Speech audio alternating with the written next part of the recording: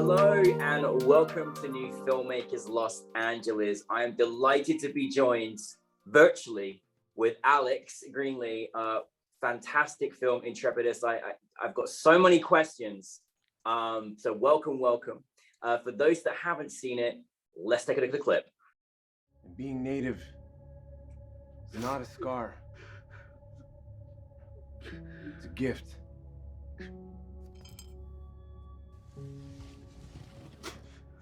You're not broken. I may not understand these things that are...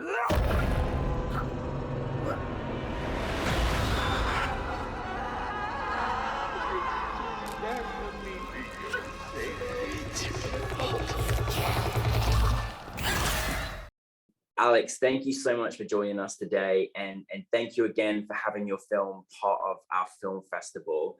For those that haven't seen your film, tell us a brief synopsis. Yeah, absolutely. So, Intrepidus is the story of a Native American foster youth trying to overcome his mother's suicide when he goes to a group home called Camp Lazarum in the woods of California. And when he gets there, a insidious entity, a monster that was summoned during Manifest Destiny, kind of attaches itself to him and appears as his mother to feed off of his pain. So it's a horror film, but it's ultimately a story about grief, acceptance, and ultimately resilience. There was so many moving parts in this story, and like we spoke at the film festival, the parts where it really looks at just what one goes through as a teenager, growing up, adolescence, that experience, the experience on top of that, which touches on being Native American. There was so much context in there, and I honestly was just transfixed by this story and all the things that were going on. Where did the story come for you? Where did the inspiration come for you in creating this project? Yeah, for sure. Well, okay, so I remember in elementary school learning about Native Americans in history class, and we'd take field trips to Sutter's Fort, and I was always fascinated by history, but I realized pretty early on that there was an entire narrative, really the truth that was being left out of the history books. We weren't being taught this. We were being taught a perspective that saw these historical figures who'd often committed quite horrendous acts as the heroes and the Native Americans as the others, when in reality it was the other way around. And so I got involved with a great guy named Jack Kohler, his organization On Native Ground, really early on in high school. He was a film mentor to me. So set aside all the learning about the cultural implications, he was really one of the first people that really taught me, filmmaking and how to shoot, and through his company and this organization at the California State Fair in Sacramento. And he told me so many, really, really hard to talk about stories, of some of these things that had happened that, just like I had no idea. And, this gear kind of started turning in my head. I'm like, well, is there a story that I can kind of, explore in this world? And so when I went off to college, my freshman year, I started getting involved in juvenile justice reform, and I became fascinated in that kind of world. And I was hired to do a documentary that focused on a program that was trying to prevent youth who were both involved in CPS and the foster care system from crossing over into the juvenile justice system, and working with the youth and hearing their stories and really just listening, because I think a lot of times there's so many labels that are put on kids, especially if they might act out in anger or something, depending on what their situation is or where they came from, that no one's asking what and why and how did this happen, and why are you feeling this way, and it really opened my eyes to, like, well, oftentimes, on the road to maturity, a lot of this anger that was a product of what had happened to them in their lives that might have caused them to act out, rooted from the lack or loss of a parental figure, and many times it was their mother. And so I knew when I wanted to do my senior thesis at my film school, Chapman University, the Dodge College of Film and Media Arts, that I wanted to tell the story of a Native American foster youth who had this terrible thing happen to him. And there would be kind of a cultural component to it, but mainly it would be about him struggling to overcome, have losing his mother, witnessing it at a really young age, and kind of see from that young perspective that he hadn't let go of yet because he hasn't dealt with it yet, the horror kind of manifest from that child perspective into something very fantastical and almost in a fantasy type of way, and ultimately force him to stop running and face, what had happened to him. So that's kind of where the idea came from. It started a very long time ago. I love, no, Alex, I love that. I love that this came from, listening and learning. I think that's something that every filmmaker should do when they embark on a project. And excuse me, you have these influences around you, and you create a story out of that as well. And I think a very powerful story. Knowing, working with foster kids myself, I know it's a very unfair system, and it's really important to get to the root of how and why things turned out in terms of their traumas or where they kind of stem from. And I love that you took this story and kind of really turned it into this kind of fantasy kind of element, but also there's a lot of truth and scary truth to have to face when you're like embarking on a project that is something that you've learned. Like, how do you go about that? Because obviously this is about history that really are stories that haven't been told enough on screen. What's kind of the steps that you take to sort of embark on that, and who do you go to? I know you've had some good influences, and Chapman's a great university, lots of fantastic resources, but how does that begin in terms of research? Yeah, absolutely. I mean, there's so many steps to that. I think the first one is just my outlook of horror and what I think is scary. I think there's something fascinating about how a child views the world. I think when something terrible happens as kids, we often use the fantastical to explain the world around us. And I really wanted to kind of use the film as from that perspective, because even though Dylan is, who's the protagonist, is 17, he's still really a child inside, because he hasn't let go of what has happened. He's hardened and come up in this system that makes you have to raise yourself, really. And sometimes those situations are pretty bad in some of these group homes, that he might have been transferred from before he went to Camp Lazarum. So I really wanted the horror to kind of come from that vibe. And then there's also what I find terrifying is, the horror genre has always been birthed out of, our fears of the unknown, or what we can conjure up in our heads. Like, what's the most terrifying thing that we can conjure up in our minds? But to me, I think the real life horrors, the things that have happened or are happening now, scare me the most. And I think that's where that came from. And there's, I love that you mentioned that actually, Alex, yeah, about like the real horrors are actually in real life. And I think yeah, there's not enough kind of stories about facing some of the real horrors that people have had to face. And Alex, I really love your approach with using real life and horror, because it's actually horrifying what one goes through. For you as a director, like I was fascinated with your vision, the way you delivered this story. And I'm just curious, in terms of you as a person, as a filmmaker, like what kind of stories drive you, in your career thus far? Like, what kind of stories do you want to kind of continue to tell, in your world as you move forward in your career? yeah, absolutely. I mean, I don't think I ever want to be confined to a genre. I mean, right now I see genre as a way to explore and express the kind of stories that I want to tell.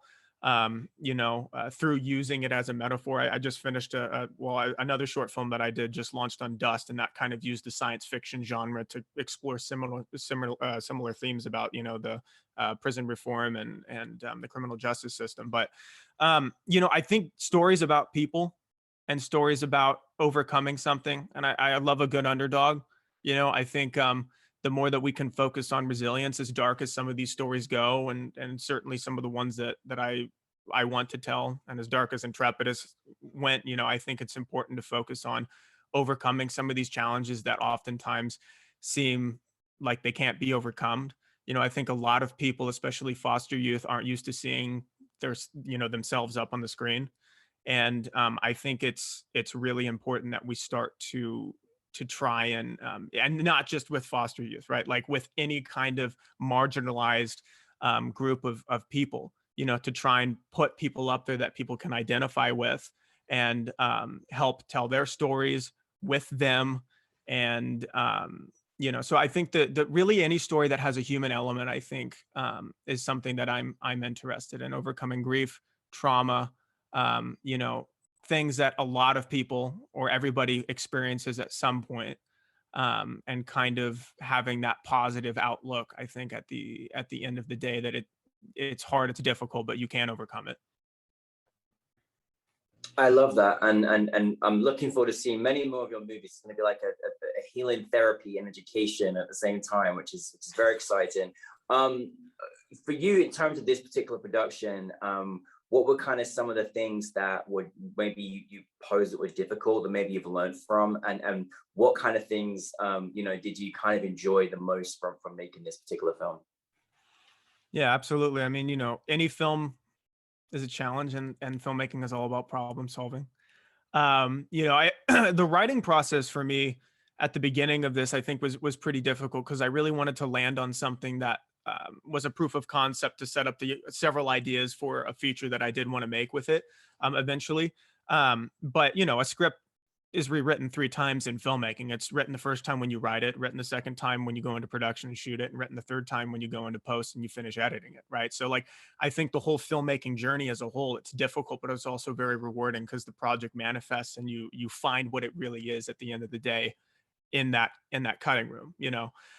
We had a lot of difficult problems on set. So anytime you're filming in the elements, it's hard. We dealt with wind, our big night exteriors. We wanted a lot of fog. We wanted to kind of go for that 90s kind of monster movie vibe in the woods. And so, the haze inconsistencies with the wind, and power losses with our Ginny cutting out because of the elevation, and prosthetic blender pieces not bonding because of the chemical compounds with the elevation, and, how cold it was.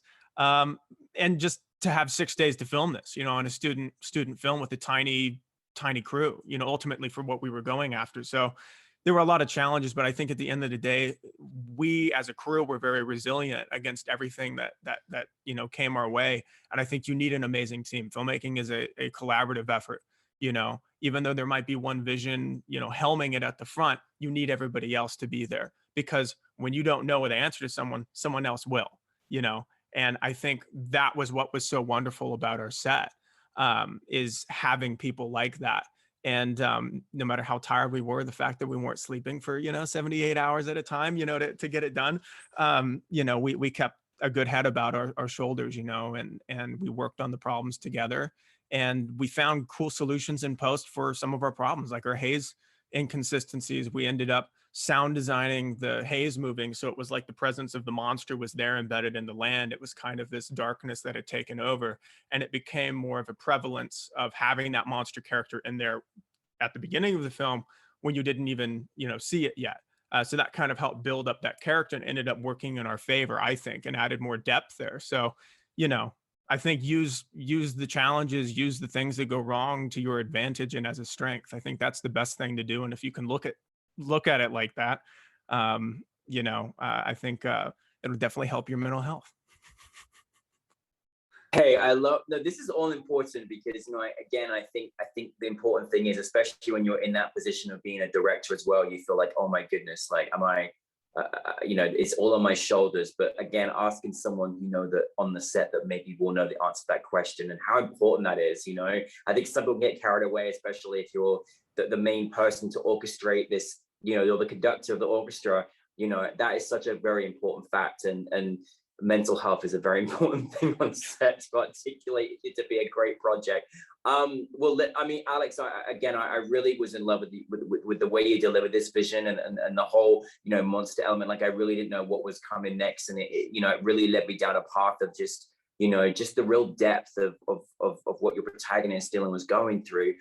So well done on that. I really wanted more, actually. I was really just embraced by this story, and again, I think it's such an important thing that you had. It's so important to basically just show more stories about people that are in the foster care, and so that people realize what they go through on top of everything else. So well done on that.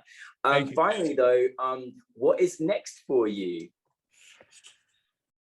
Yeah, well, I mean, several things are on the horizon for sure. I mean, I'm currently developing this as a feature film with a producer.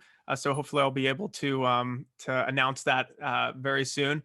Yeah, I mean, we're working on the script right now. I'm working with Jack Kohler, who was my mentor with On Native Ground, and we're making sure, you know, the script is right. We're making sure the story's right, and it feels right, and all the characters are represented well. And so we're working on that, and hopefully soon we'll be able to start looking for a home for it.